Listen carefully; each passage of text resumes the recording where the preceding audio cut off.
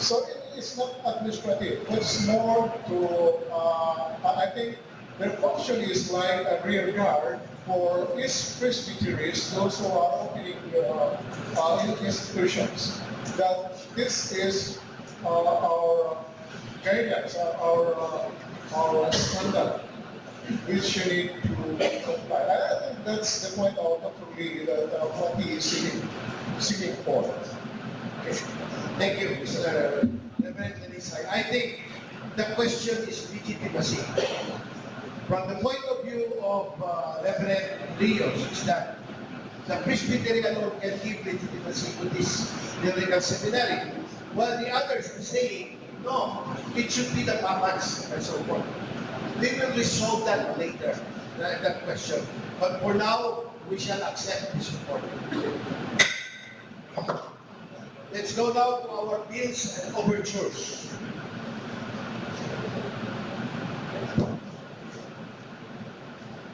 We have announced earlier that what page is that? Mr. Secretary, forward. The overtures 172. I think you raise your hand first and then you put it.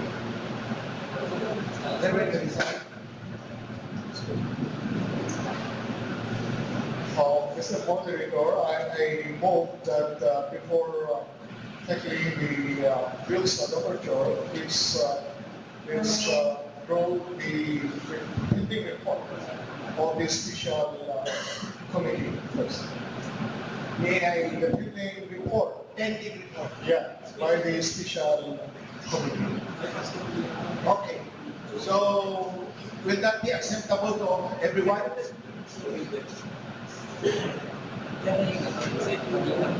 Okay, so secondly, that will be a pending report. Because yesterday it's supposed to be a report, but it is a motion to relate. So it's last minute. So that's what I'm calling now. Okay. Special committee. So we go now to the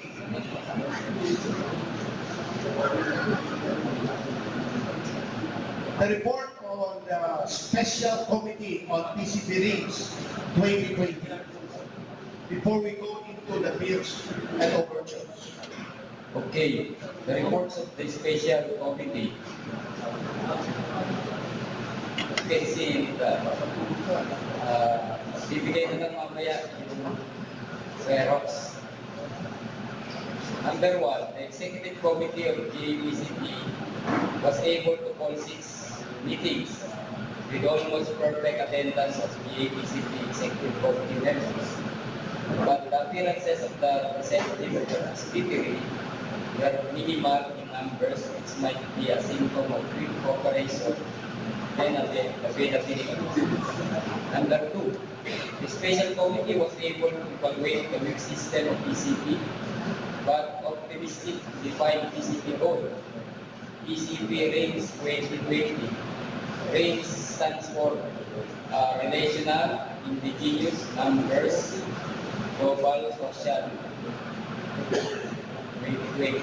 Number 3, the implementing steps to reach the goal of PCP RAINS 2020 are still under progress and research.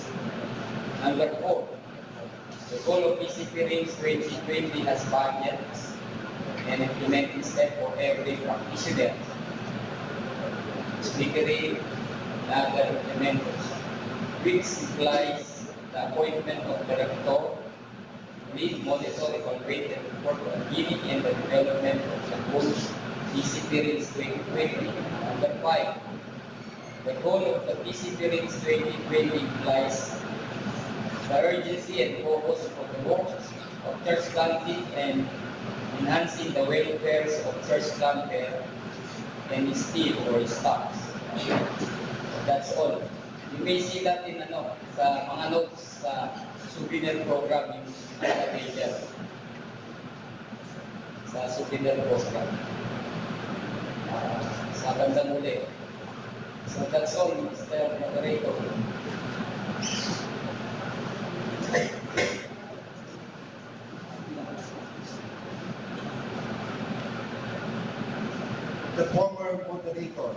Reverend Lee, Paul Lee. We will discuss today the PCP. You may, because you're the one who spearheaded this revolution. For the benefit of every Presbyterian, before we go into deals and overtures, it's very important that all Presbyterians understand the PCP reads 2020. Reverend?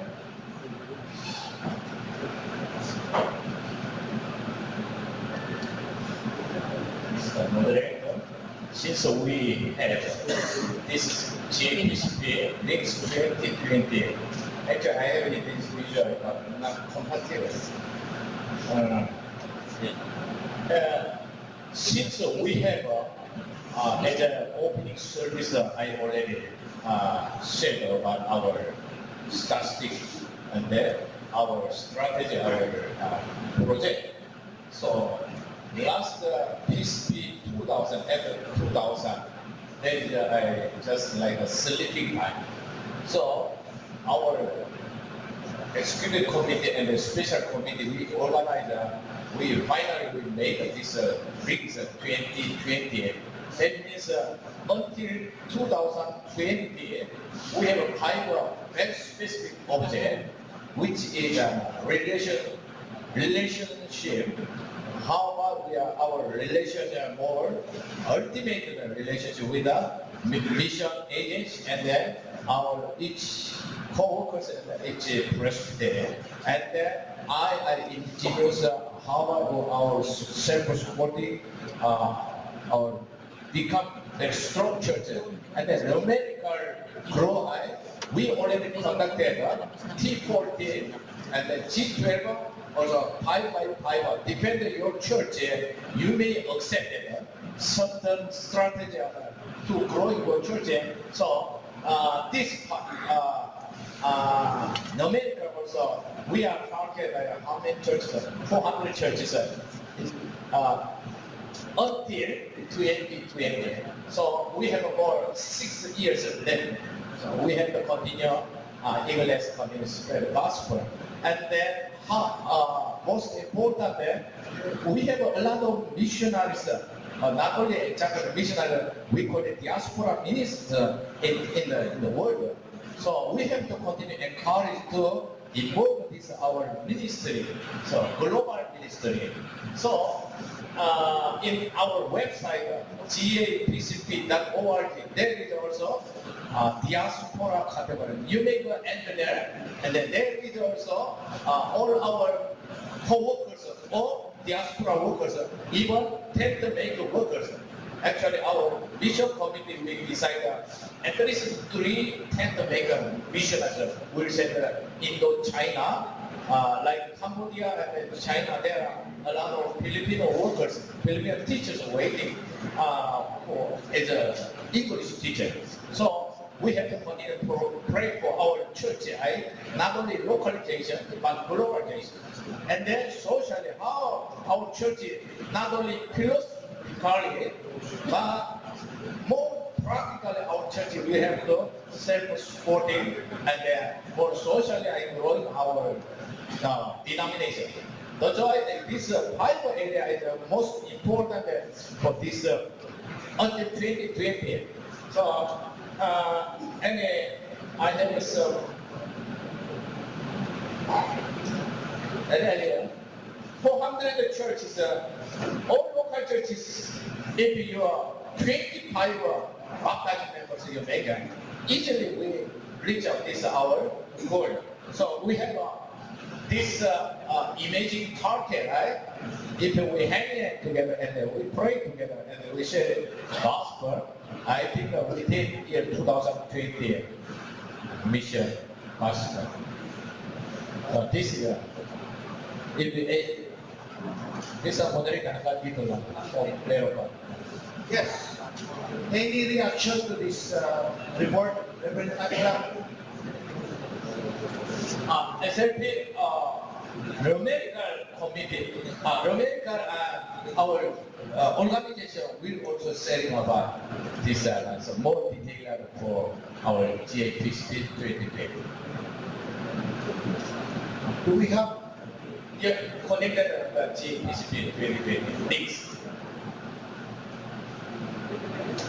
So if you allow. yes, sir.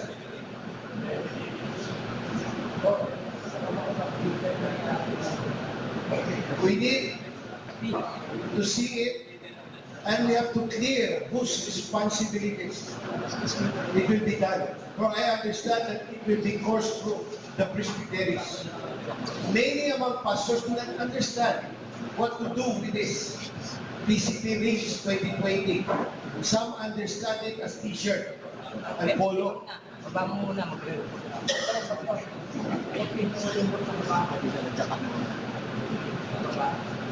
Kaya ano po ba? Yung meeting namin, ilang kapaba niya.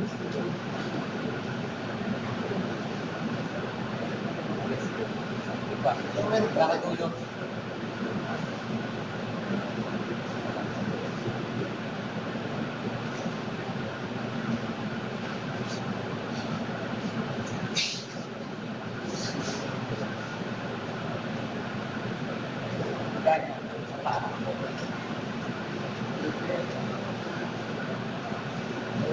Mr. Moderator, this was our latest September 30 Christian City directors. So in terms of numerical growth, we are talking about 150 new charges by 2020. 150. Yeah, additional 150 new charges by 2020. It means every presbytery shall block at least 2 charges a year or 14 charges in 7 years. Under 210, presbytery shall at least 14 charges in 7 years. That is 140 charges. And number 3, every Bible school and its missionary shall block at least a church within 7 years. So equal daily charges. All in all, 150 new charges. In 2020. Yeah. And church planting approach, but just like what we have discussed in September 30, a local church approach, through local church you can plant new churches. Then presbytery approach, the local churches of every presbytery will be mandated to have church planting. Or let that be the synergy or yung mixture of energy of local churches to plant a new local church. C, a mixture of missionaries and presbytery church planting committee. D, it could be combination of energy or skills of presbytery. E, a combination of presbyteries, missionaries, and local churches. It could be a synergy of presbytery, Bible school, missionaries, students, and local churches. Whichever. Yeah. Then denominational approach, GA. It could be GA initiative through mission committee by tapping OFW minister and existing PCP members approach. B, synergy of PCP minister and OFW teacher in approach. C, synergy of medical mission or community development teams. Then funding scheme, 10 pesos per PCP member every month for PCP rings. It's optional. Number 2, 20% of presbytery budget for PCP rings 2020. For donation of PCP minister, elders, deacon, and pastor. Donation of missionary and PCP mission group. Donation from individuals, NGO, government, agency, kahit Sinapoles, baka pwede yung susunod. Pag gusto niya. Gusto niya.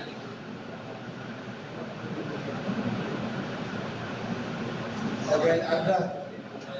Pero, Reverend po, yan po ay lahat po ay sinagawa na ng special committee. Pero ang gusto namin makita, yung isang ano na lang, ito nang gagawin natin. Kasi mga plano po yan eh. Wala, alin pinaka-outcome. Na para pag nakita ng isang tao, ito na yung gagawin natin from 2020. Yung po ano na lang. Reverend Eddie.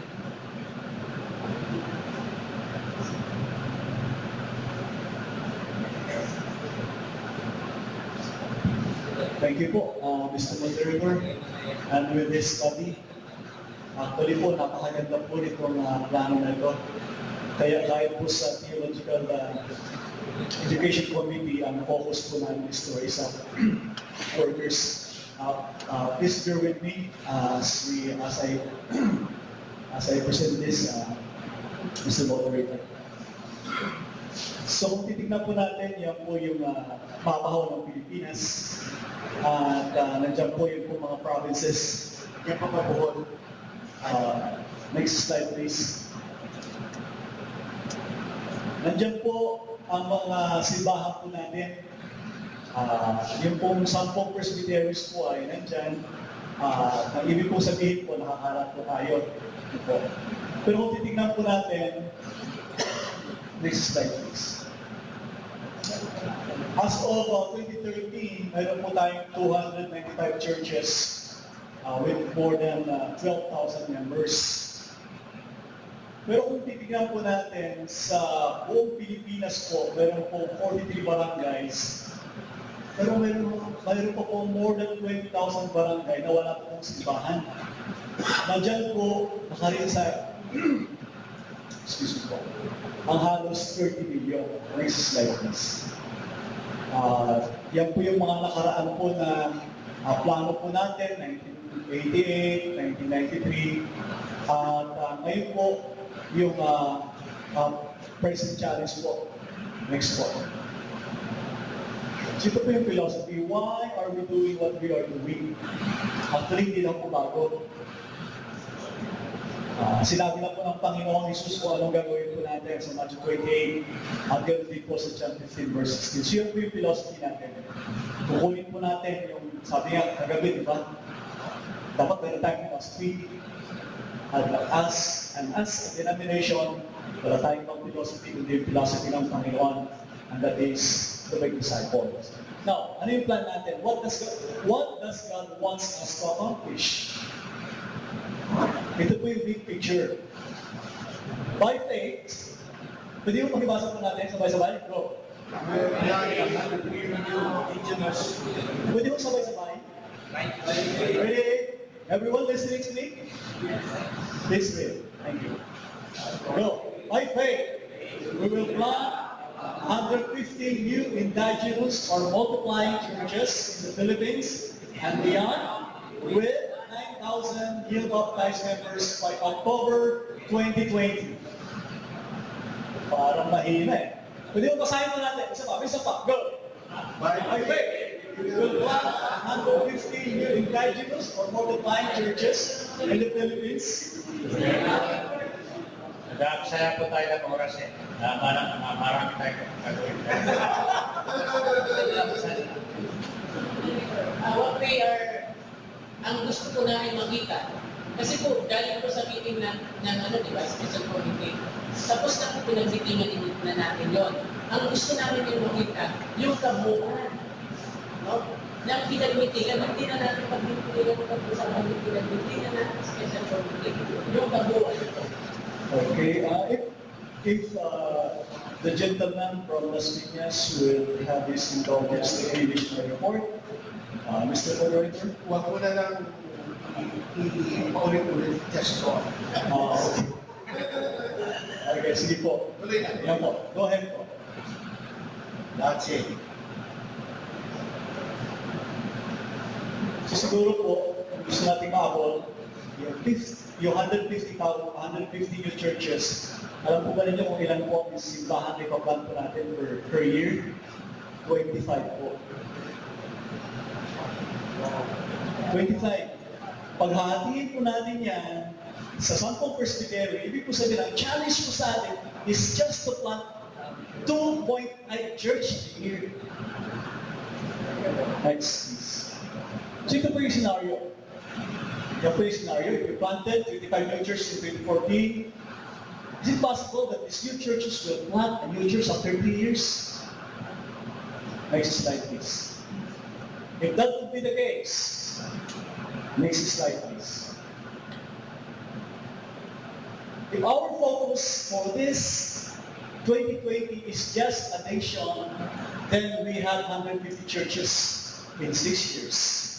But if our focus is multiplication, we will have 650 churches in 6 years. Could that be possible? This report, So, is that correct? That's why I'm asking. So ito po yung Presbyterian Code po. If you want to adopt this one, by the grace of God, we will plant 50 new indigenous church in our Presbyterian Leon with 375 new baptized members by October 2020. Would that be possible? The Presbyterian could plant at least 15 new churches in 6 years? Next slide, please. Now, this is the specific goal. That's what we are doing now in Cavite. By faith, we will plant a new indigenous church in Green Gate, Limos Cavite with 25 new baptized members by September 2014. Next slide, please. Now, ano yung product natin? Ito po yung product. We're hoping that there will be 150 new churches applying admission in our church planting. Our workers po is 150. Now, how can we develop workers? Next slide, please.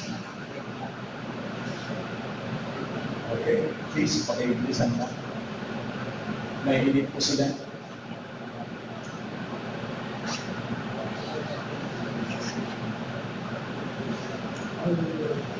Yung mga workers po natin, mga po, lay worker, siya po ay kasama sa church planting. Now, paano natin siya sasanayin? Mayroon po tayong training. Kung talaga mayroon po siyang heart, mag-pastor, atin po siya sa ating seminary. Habang siya nagpapastor, kailangan niya po ng coach. Ang coach po, siya po yung mga veteranong mga pastor natin para alalayan yung ating pastor. Baba po siya, magiging member po siya, magiging katulong po siya ng Presbytery at ang Presbytery sama-sama po nabubuin po natin ang GPCP 2030. Next slide, please. Personnel, sino pong gagawa? Team or every Presbytery church planting committee. Process. Ito po yung process, yung procedure. If you're looking, how can we attain these 150 new churches? Dalawa po, existing method that will realize our plan. Halimbawa po, dito po sa Central Luzon, ang method po ninyo, G12. Go ahead, go for it. Tuloy po ninyo po yan. Halimbawa po, wala po kayong method na ginagamitin para sa church planting, then we can offer a method before team. If you are interested.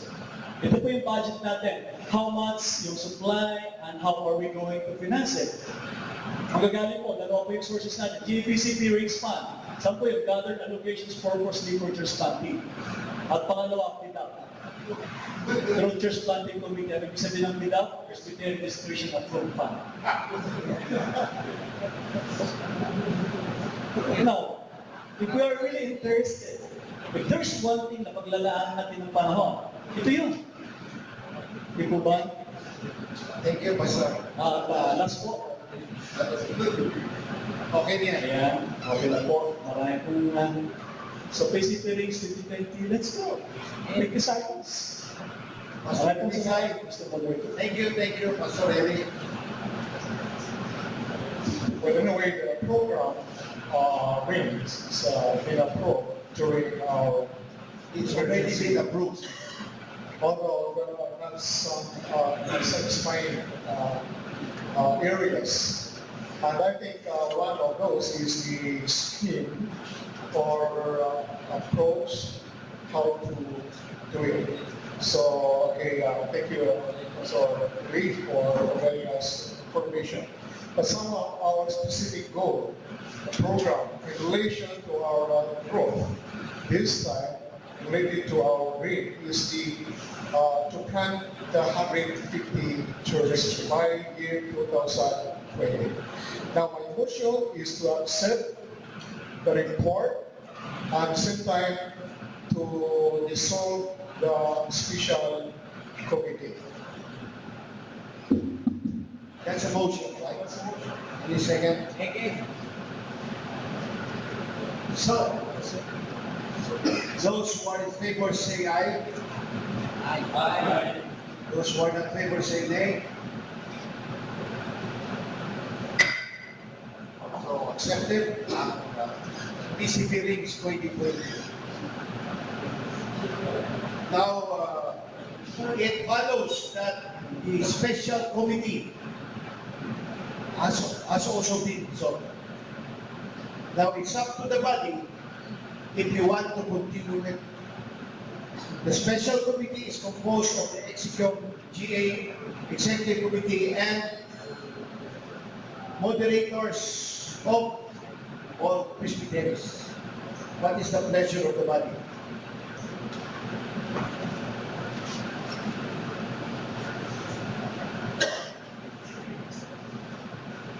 Mr. Moderator, I'd like to make a motion of creating another committee for the implementation and monitoring of our vision of PCP 2020 PCP. Do you have any idea who will compose the special committee you are proposing? I think the priority members, the executive committee, and all other people who are responsible in making this. Because we need to, Be specific. especially the moderators of each PCP. So the GA executive committee and all moderators, the same as before. Any second? Seconded? Okay. So there is a motion on the floor to have this to have a new special committee that will monitor the progress, to monitor how it's done, the PCP Rings 2020, and its tenure is 1 year or 6 years. We can only decide for a year. 1 year, right? Yes, every year, special committee. Everybody?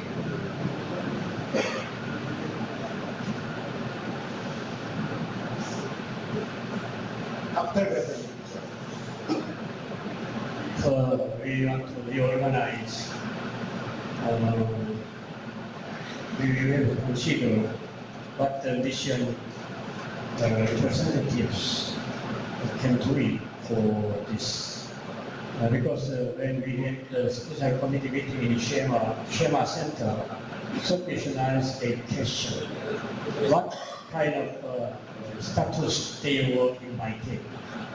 That's why if you organize with the executive committee members and each secretary moderators, mission representatives or missionaries will be disregarded. That's why maybe we need a different composition. That's my idea. You may do so, Reverend. So I will amend my motion, adding mission groups representatives As part of the as part of special the committee. special committee of implementation and monitoring. Seconded? Seconded. So there is a motion now on the floor that a special committee be created composed of the GA, Exco, plus all moderators, plus mission groups, representatives of mission groups, who will monitor the progress of PCP RIMS 2020. So, did I say it right? Yes, sir. May kulang pa? Yes, sir. So,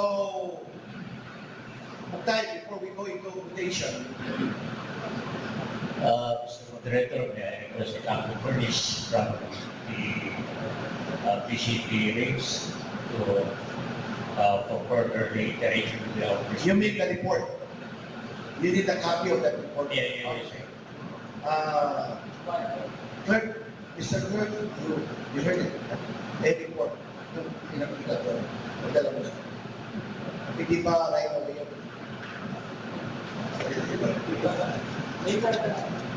So, those who are in favor of this motion, say aye. Aye. Those who are not, say nay. So this motion is approved. Let's go to bills and overtures. We still have 1 hour. They promised to give us lunch by 1 o'clock. Okay.